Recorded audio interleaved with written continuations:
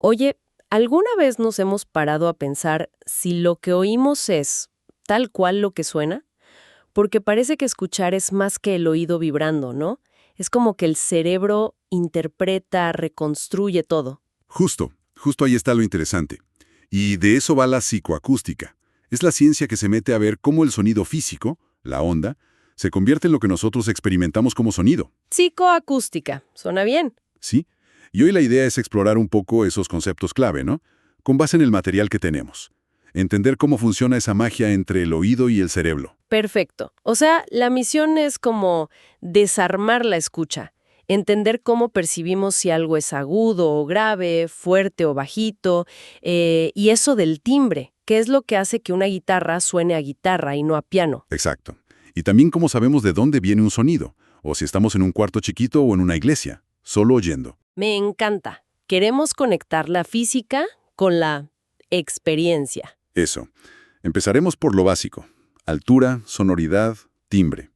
Luego vemos lo de la localización, el espacio, y cerramos con algo súper importante que es el enmascaramiento. Tiene unas vueltas. Pues venga, arranquemos. Esas tres sensaciones, altura, sonoridad y timbre, dices que son percepciones subjetivas. ¿Qué quiere decir eso? ¿No es solo medir la onda y ya? No exactamente.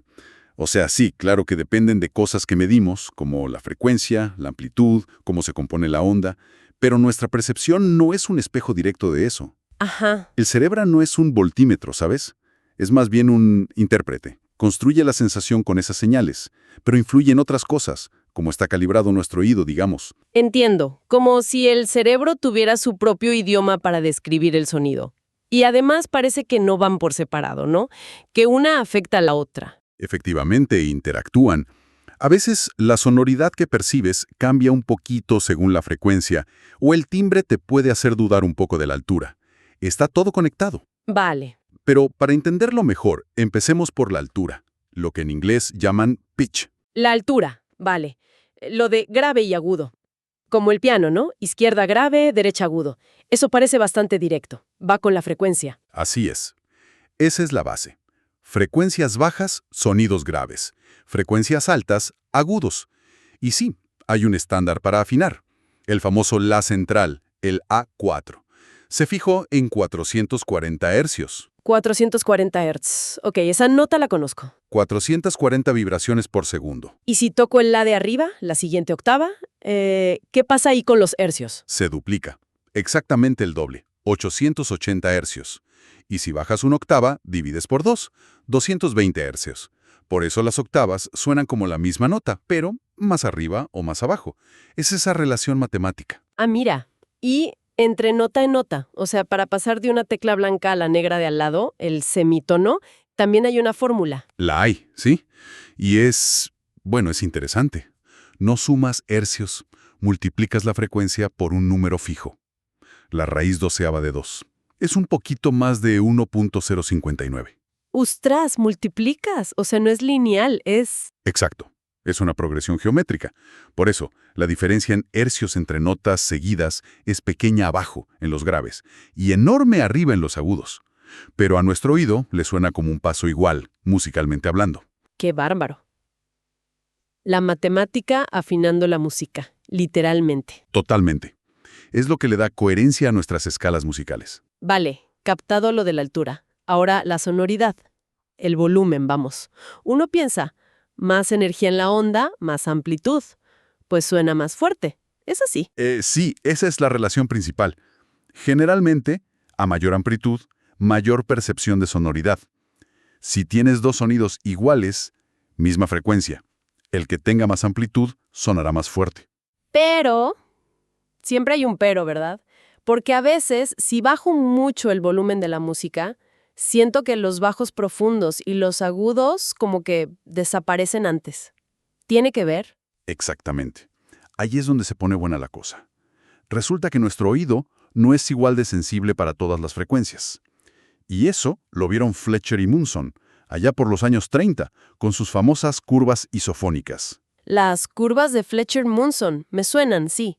Son como un mapa de cómo oímos de verdad, ¿no? ¿Qué nos dicen? Nos dicen que para sentir el mismo volumen subjetivo, eso se mide en fonios, necesitamos presiones sonoras en decibelios, dB, muy distintas según la frecuencia. Fíjate, el oído es súper sensible en las frecuencias medias. Medias, ¿cómo cuáles? Digamos, entre 500 Hz y 5 kHz, más o menos, justo donde está la mayor parte de la información de la voz humana. Por eso nos entendemos bien hablando normal. Ah, claro. Tiene sentido evolutivo, supongo. Y en los extremos, graves y agudos. Pues ahí, en los graves muy graves y los agudos muy altos, la sensibilidad baja muchísimo, especialmente si el volumen general es bajo.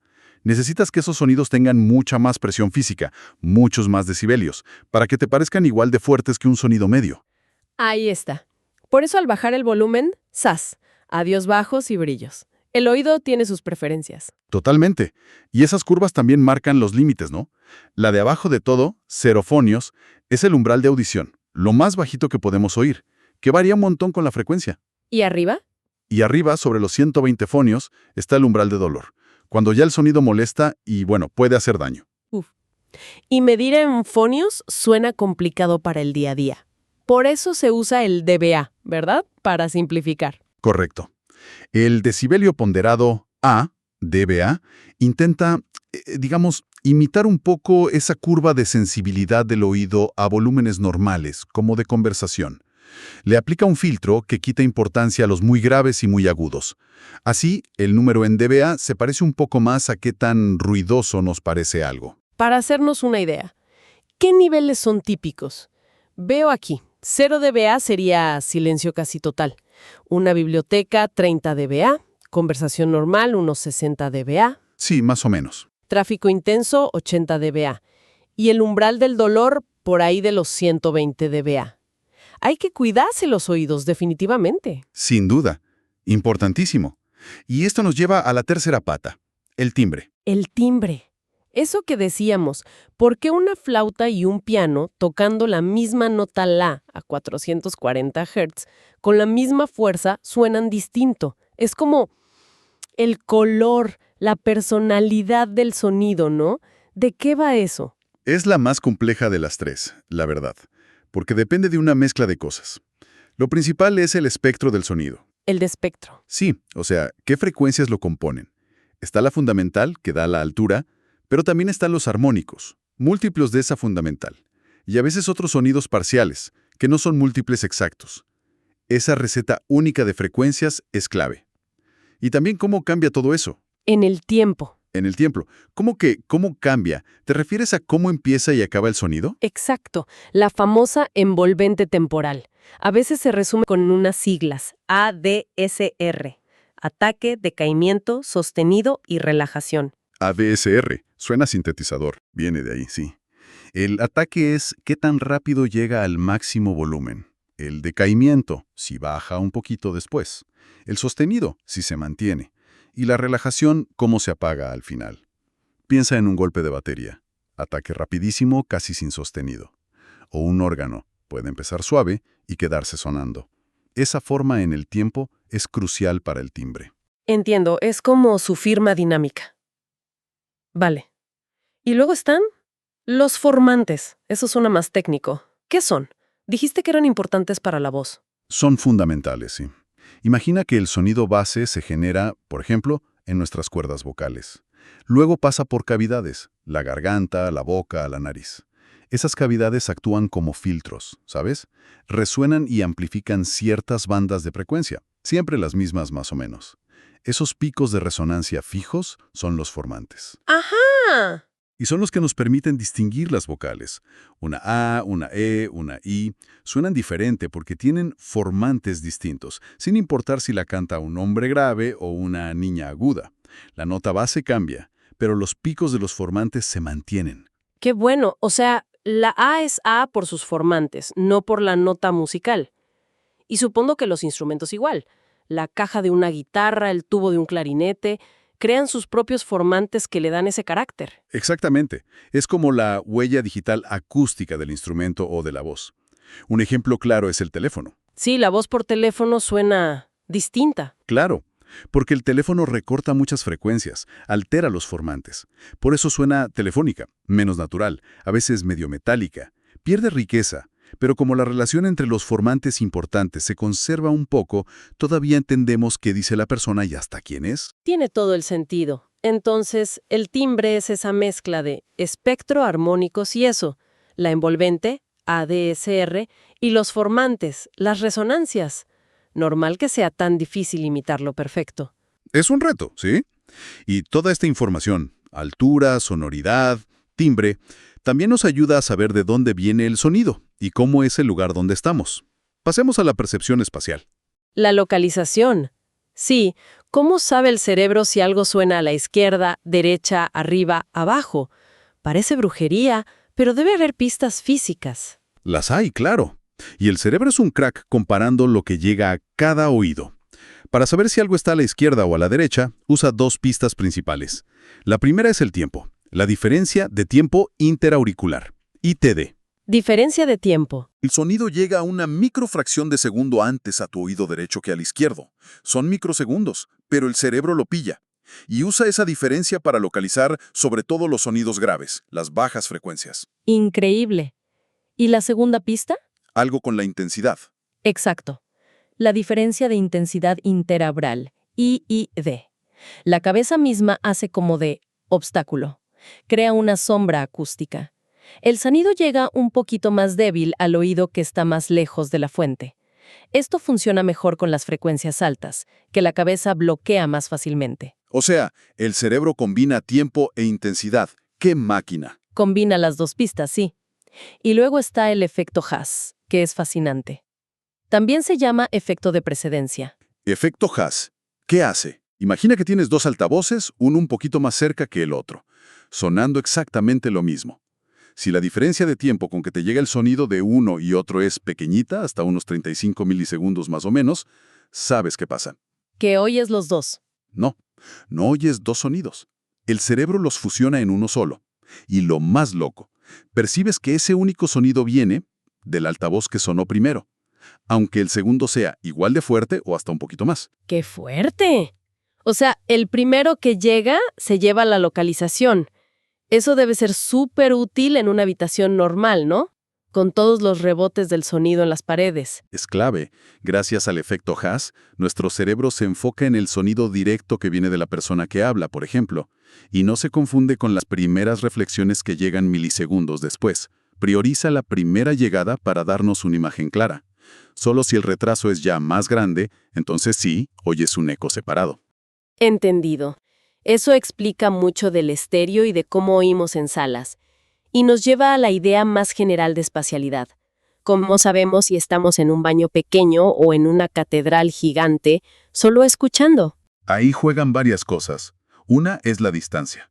La intuimos por el volumen claro, pero sobre todo por cuánta reverberación o sonido reflejado hay comparado con el sonido directo. Cuanto más cola de sonido respecto al directo, más lejos sentimos que está la fuente. ¿Y esas reflexiones, esos rebotes, son todos iguales? No, se suelen distinguir dos tipos.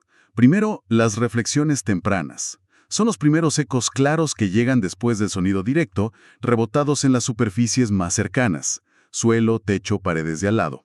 Esas nos dan pistas sobre el tamaño y la forma del espacio justo a nuestro alrededor. Ok, las primeras. ¿Y después? Después viene la reverberación, que ya no son ecos separados, sino una masa de muchísimas reflexiones pequeñitas, todas mezcladas, que crean como una atmósfera, una cola que se queda flotando después de que el sonido original paró. Eso es lo que hace que un sitio suene seco, como una habitación con alfombras y cortinas, o vivo, como una iglesia vacía. Ah, y se mide el tiempo de reverberación, ¿no? ¿Cuánto tarda en apagarse esa cola? Exacto. Es la medida clave de la acústica de un lugar. Así que el cerebro usa todo, distancia, primeras reflexiones, reverberación, para pintarnos un cuadro del espacio acústico. Fascinante.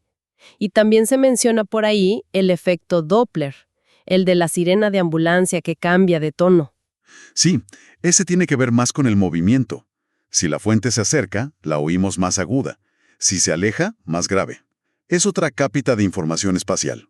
Bueno, para ir cerrando, nos queda un último punto que dijiste que era clave: el enmascaramiento.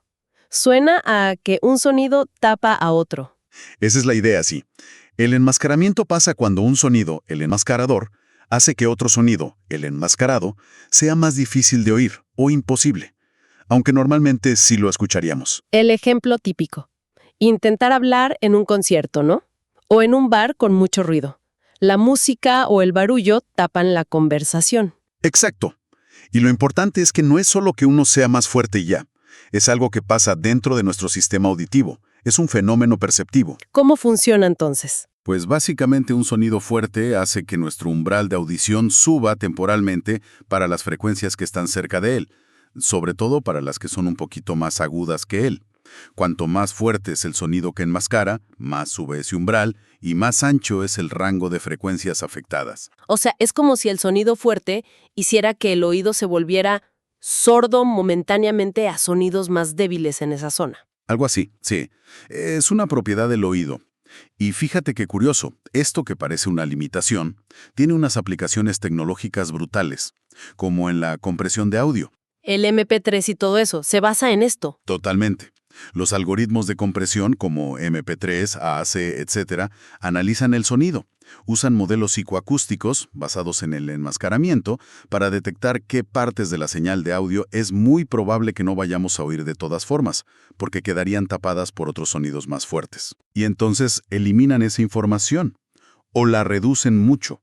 Quitan lo que, según la psicoacústica, es inaudible para nosotros en ese contexto. Increíble. O sea, usan una deficiencia del oído para que los archivos ocupen muchísimo menos. Y muchas veces ni nos damos cuenta de lo que quitaron. ¡Qué loco! Es una aplicación súper inteligente de la psicoacústica. Sí. Pero ojo, que también tiene su lado peligroso, el enmascaramiento inconsciente. ¿Cómo es eso? Si usas audífonos muy altos para tapar el ruido de la calle, por ejemplo, la música enmascara el ruido, sí, pero puedes caer en subirle más y más el volumen a la música para sentirla bien, sin darte cuenta de que estás alcanzando niveles que pueden dañar tu audición a la larga. Buen punto. Mucho cuidado con eso. Bueno, recapitulando un poco todo esto, queda súper claro que oír no es como grabar con un micro, ¿eh? La altura, la sonoridad, el timbre, de dónde viene el sonido, cómo es el espacio, todo es una construcción, una interpretación que hace el cerebro con la ayuda del oído. Exactamente. Fenómenos como las curvas de Fletcher-Munson, esa sensibilidad que cambia, el efecto Haas, el que llega primero manda, o el enmascaramiento, uno tapando a otro, nos muestran un poco cómo funciona esa máquina perceptiva tan compleja que tenemos. La psicoacústica entonces es como el diccionario que traduce la física del sonido al idioma de nuestra experiencia, de lo que sentimos y entendemos al escuchar. Justo. Es el puente entre la vibración del aire y la riqueza de la experiencia auditiva, que además está súper conectada con las emociones, con la música, con entendernos. Totalmente. Y nos ayuda a entender por qué suena como suena, pero también a diseñar mejor audio, mejores salas, a comprimir música. Exacto. Tiene aplicaciones por todos lados.